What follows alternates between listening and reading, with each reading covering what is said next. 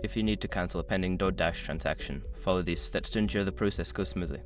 Step 1. Open the DoorDash app. Launch the DoorDash app on your mobile device. Make sure you are logged into your account to access your orders. Step 2. Navigate to your orders. Tap on the orders icon located at the bottom of the screen. This will take you to a list of your current and past orders.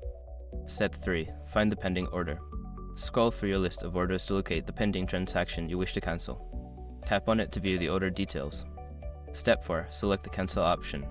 Once you are in the order details, look for the cancel order button. Tap on it to initiate the cancellation process. Step 5. Confirm cancellation. Before filing a refund or dispute, use the s.com link in the description to open the refund dispute deadline calculator and confirm your deadline. After following these steps, your pending transaction should be successfully cancelled. If you encounter any issues, consider reaching out to DoorDash customer support for further assistance.